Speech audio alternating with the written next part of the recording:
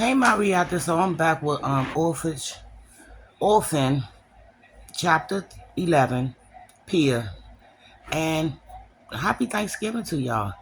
I'm about to get up, but I had to read this last chapter, and I'm enjoying my Thanksgiving. So I hope y'all enjoy your Thanksgiving. I just wanted to get that out. So continuing, now they were all gone, Muddy, Ollie, and Max, and Finn, maybe Vader too, and she was being kept in an orphanage. How was it even possible for life to turn into a nightmare so fast? It was a Sunday when she tried to escape St. Vincent's after noticing a window slightly open behind the altar during communion.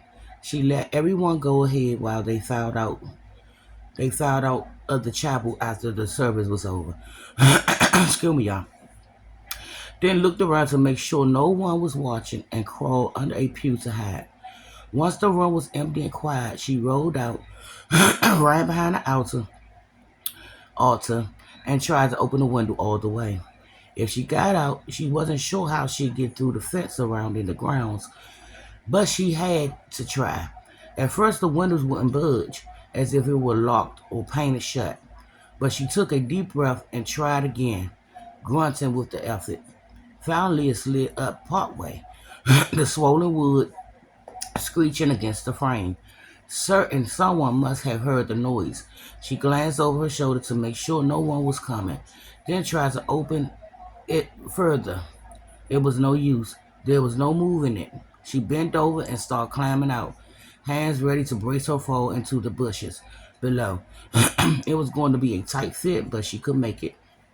Her head and torso were out, her hips squeezing under the pain, when suddenly someone grabbed her ankles and yanked her back inside. Her chin bumped against the seal.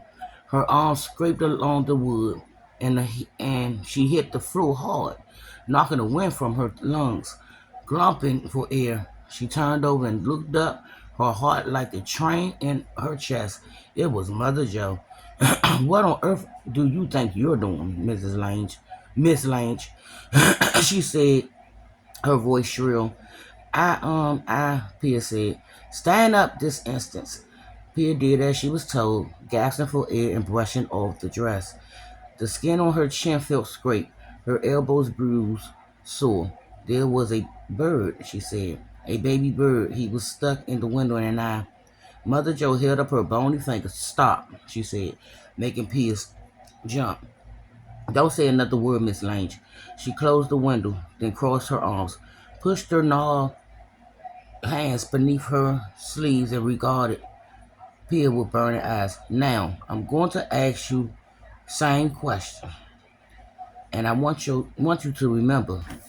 No, I'm going to ask you some questions, and I want you to remember. God is listening. Yes, Mother Joe.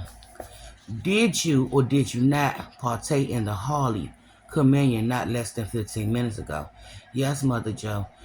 And does that not mean that you, right now, has this very moment, has the body and blood of Christ in you?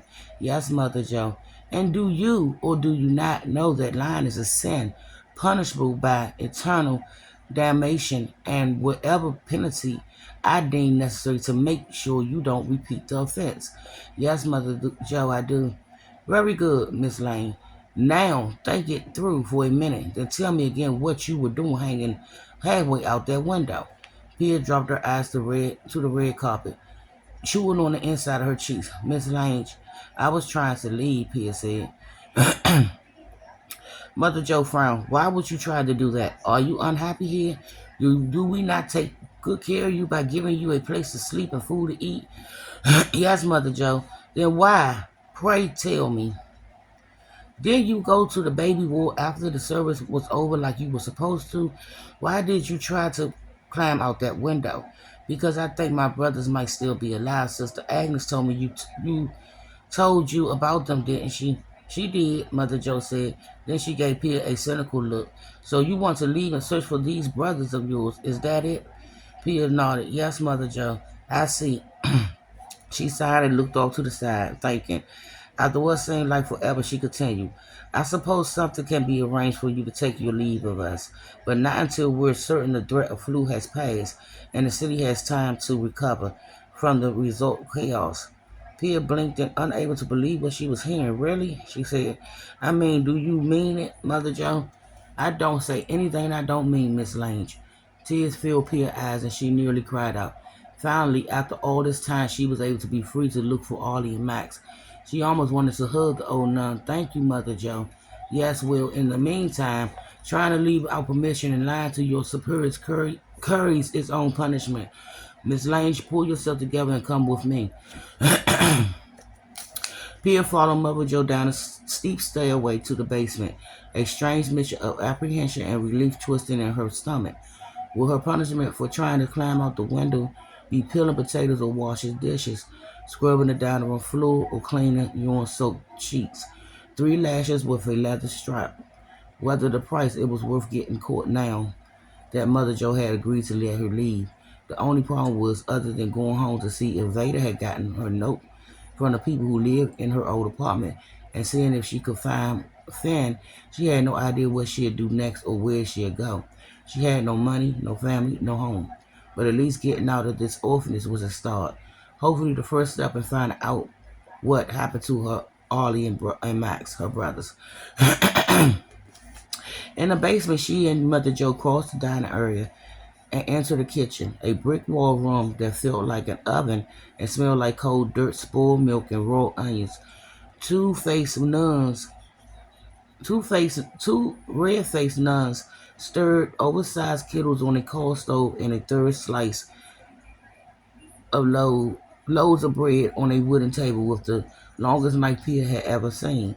3 boys about 5 or 6 years old sat in a corner, peeling a mountain of potatoes, their shoes nearly buried in brown skins. Another boy poured milk into mugs lined up on a bench. He glanced up at Pia and accidentally spilled milk over the edge of one mug, dripping a little on the wood. The nun sliced the bread, reached over and swatted him on the ear, making him jump, and scolded him for not being more careful. After the kitchen, Pia followed Mother Joe down a narrow hall, past a room with piles of dirty linen and empty wash tubs.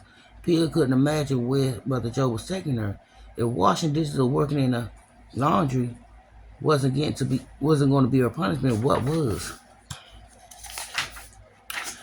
Excuse me, Mother Joe, she said, but may I ask where we're going? You'll see soon enough, Mother Joe said. Remember, patience is a virtue, Miss Lange. At the end of the hall, Mother Joe stopped at an anxious-looking door with rusty hinges and an iron latch. She pulled her ring and keys out from under her scapular, unlocked the door, and led Pia into a passageway with a rock floor and hulking archways. Closed doors lined the wall, each with a square hole in the center.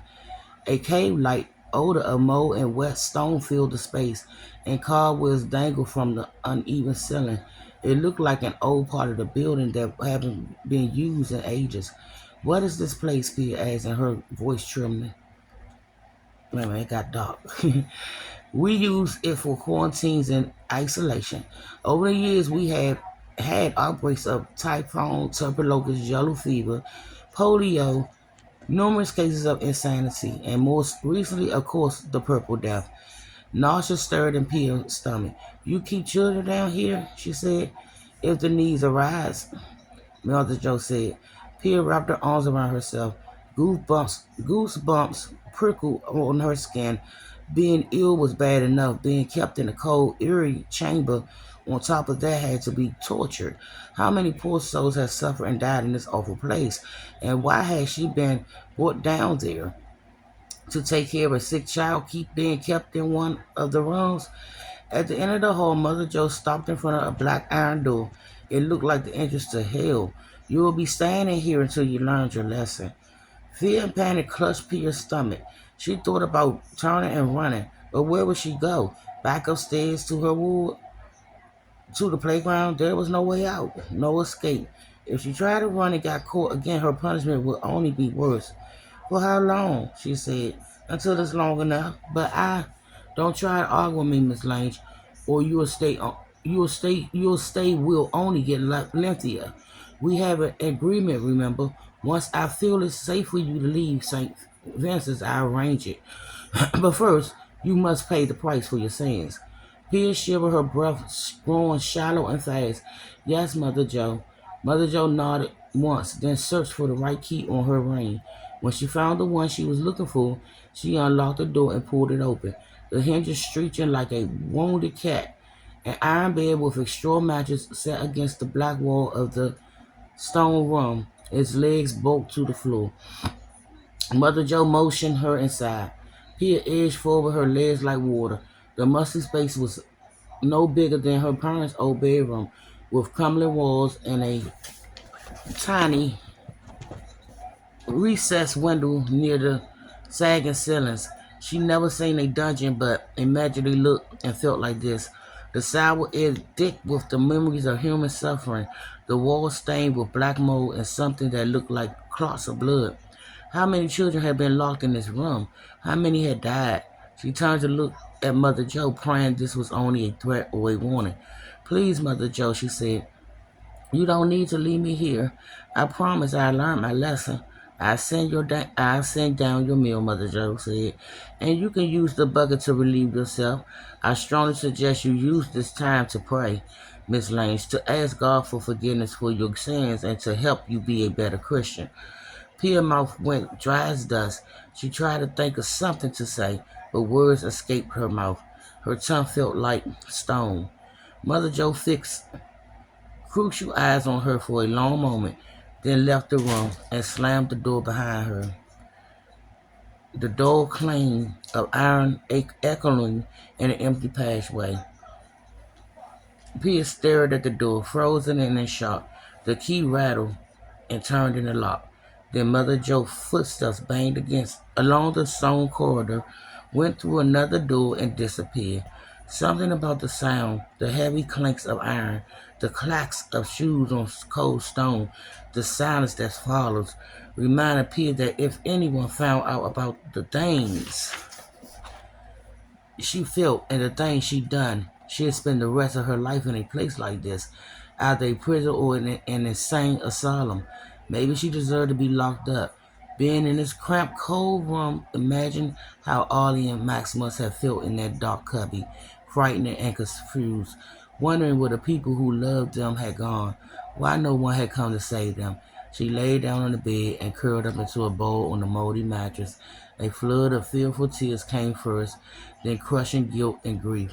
She closed her eyes and tried to remind herself that Mother Joe had agreed to let her go. Then she could begin searching for her brothers in earnest, and she wouldn't stop until she learned the truth. She owed them that at least. Hopefully Mother Joe wouldn't forget she was down there. So y'all, that's the end of chapter 11. And when we come back, we'll be on chapter 12, Bernice, to tell her side of the story with the twins.